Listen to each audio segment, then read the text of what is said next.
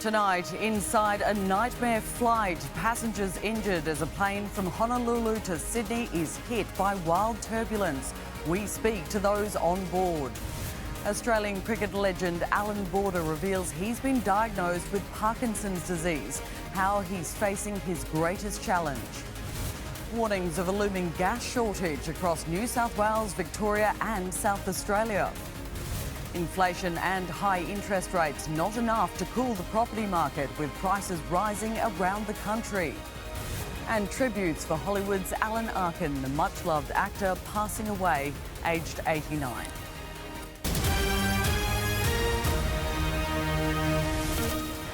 This is 10 News First with Ursula Hager. Good evening. We begin tonight with frightening tales from passengers on board a jet which arrived in Sydney last night from Honolulu. The Hawaiian Airlines flight was hit by severe turbulence, with passengers hurled around the cabin. A number rushed to hospital along with several crew members, damage clearly visible in the plane's ceiling.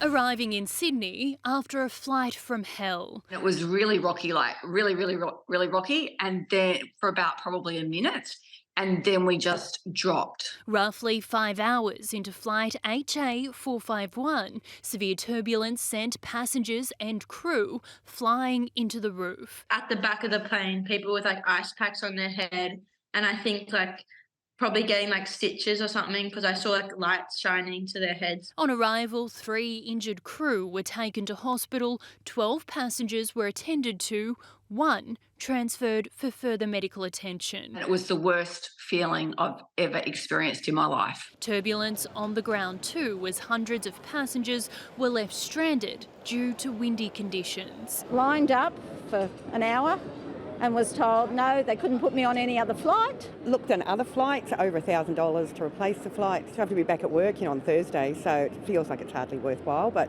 I guess we'll see. I've got, hire car and resorts and trips booked. Over 100 flights cancelled last night, more than 40 passengers forced to sleep in terminals. Around midnight, the plane had only just landed in Sydney and we got told it was cancelled. So it was like lots of kids there and old people. Leading to overbooked flights this morning. Our dad's on a different flight now, so we have to wait here for 3 hours because he couldn't move us to the same flight. And more concerns of windy conditions meant more people left stranded. A further almost 50 flights cancelled today. Tried to check and they're like, no, it's been cancelled, and my sister and boyfriend are down in Melbourne having the exact same issue. Are you on hold as well? Oh, no, yeah. And she's telling me that maybe I can fly from Byron. I'm like, well, I'm in Sydney, so if you can get me to Byron, I'll fly from there. Air Services Australia didn't have a spokesperson available, but said in an email the impacts of winds in aviation, such as crosswinds, are well established, adding there's plenty of information about it online. Passengers, particularly travelling with Virgin Australia, told us they received email notifications after their original flight departure time. Some saying that those notifications told them they're now booked on a flight from Monday right through until next weekend. My husband right now received the email. The flight is 7:30. He received the email 8:30. At what time? 8:30. Well, Virgin actually hasn't said much to us. They haven't said anything about reimbursing us for the flight. They haven't provided any change. Virgin Australia said it expected disruptions and is working with passengers, while Qantas said yesterday's flight cancellations had a flow-on effect on today's flights. Sure, the flight will get cancelled, but you would expect some sort of service or attention to us as a customer. Keziah Dawn for 10 News First. Alan Border, one of Australia's greatest cricket captains, has revealed he's battling the effects of Parkinson's disease. In a rare interview, the man who led the baggy green from the cricketing cellar to world dominance says he's not afraid, but he doesn't expect to live past 80. He never took a backward step against some of the most ferocious bowling attacks in world cricket. Beautifully played by Alan Border. But the challenge of Parkinson's disease is easily Alan Border's toughest innings yet. AB telling the Australian newspaper, I'm 68. If I make 80, that'll be a miracle. During the interview, the man who carried the title Captain Grumpy as a badge of honour admitted, "At the moment, I'm not scared, not about the immediate future anyway." I think if Alan was quoted as saying he wasn't going to make 80, he'll probably end up with 100. He's that sort of character. Professor Peter Silburn is Alan Border's treating doctor. Alan's been on treatment for some time. He's responding to the medication. He says the man whose statue greets spectators at the Gabba ground in Brisbane knows that playing a straight bat is no defence against Parkinson's, but he's ready for the battle. He's, obviously looking forward to keeping on going with this, and I believe he has clearly many other different avenues for his therapy yet. Alan Border was at first a reluctant national cricket captain following the tearful resignation of Kim Hughes in 1984 and following the tumultuous upheaval caused by World Series cricket a few short years earlier. I'm very thankful to Mr Packer and the World Series cricket for just that opportunity that I was given way ahead of time. He took over in a difficult time when I had resigned, and Alan and I had a great relationship. Border was to go on to create the greatest era of world dominance Australian cricket has ever enjoyed. All Australians will be feeling for Alan Border and wishing him the best.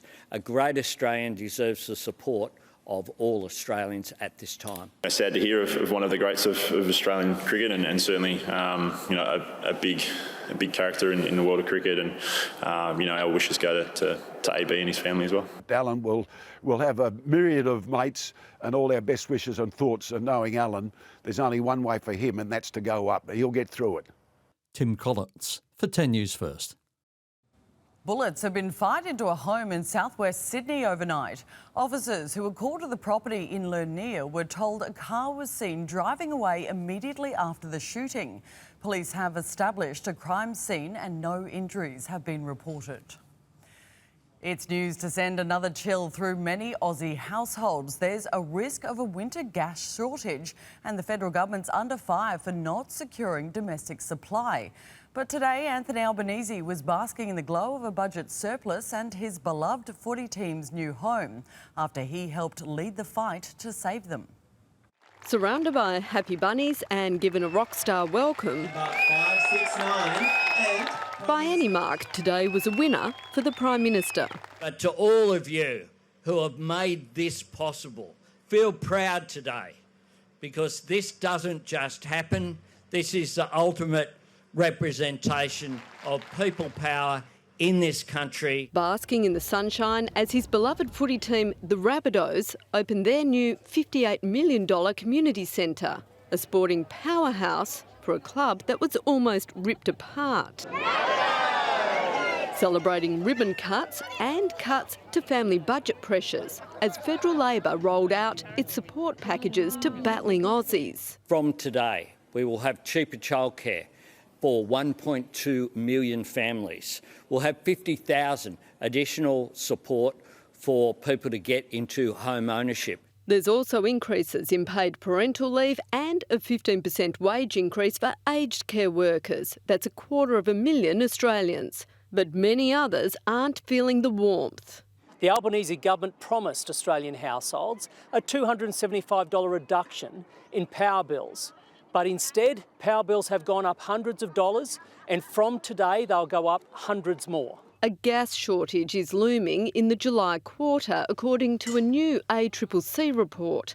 It's forecast a shortfall for New South Wales, Victoria and South Australia. The answer is more supply in the market, but instead of getting more supply in, Labor is demonising the very industries that can solve this problem. The domestic market will be reliant on Queensland's bumper supply to keep southern bunnies toasty. Ali Donaldson for 10 News First. It will cost more to catch public transport in Victoria from today. Mikey fares will rise by almost $1 a day. A single ticket is increasing 40 cents to $5 a day, while a daily ticket jumps 80 cents, costing passengers $10. For someone who commutes 5 days a week, that equates to $208 extra a year. House hunters were out in force across the country today for Saturday sales, hoping to outbid the competition and secure their new home. And even with the rising cost of living pressures hitting new heights, the latest data shows buyers are prepared to spend big to secure their dream home. This crowd's ready to splash some cash. Paddles in hand, prospective buyers are prepared to go into battle to claim their dream home, even with interest rates at a premium. So, congratulations. Tucked away in the suburbs, this Victorian-style terrace sold for $3.75 million. More than 300 people expressed interest in purchasing the three-bedroom home, but in the end, only one walked away with the key. Alana Cole's been searching for her family's place to call home for more than 3 years. And after placing the first bid today, she wasn't letting it go without a fight. It feels a little bit surreal at the moment. I can't believe we've been looking for a very long time. So to finally secure our home, we're really excited. Over the past month, the property market has skyrocketed. The average dwelling costing Aussies an extra $761,543. Perth homes seeing the largest increase of 1%, with most other capital cities not far behind. Apartments also saw a price hike of $571,500 across the country, a 6% increase on last month's data. Units in Darwin seeing the most growth, increasing 1.1%, followed by Perth and Adelaide markets. We've seen prices increase nationally for 6 straight months now. So it shows that there are a lot of buyers out there who are willing to purchase at prices despite higher interest rates. With a limited supply of properties hitting the market, real estate agents are asking prospective sellers why wait when this home sold in under 10 minutes. I think there's a lot of people that are testing the waters, thinking about whether they sell or whether they do it later or do it now, and I think that's leading to those low levels of stock. But at the end of the day, buyers will always be out there ready to secure their next home. Phoebe Murray for 10 News First. Still to come, an urgent health alert as a supermarket product recalled months ago over poisoning fears ends up back on the shelves. Why tens of thousands of Aussies with type 2 diabetes will now have access to a life-changing treatment. Is it time for a landmark overhaul, the push to give one of our heritage-listed stations a facelift? And Alan Arkin remembered as a force of nature. We look back at the 6-decade-long career of the Oscar-winning actor.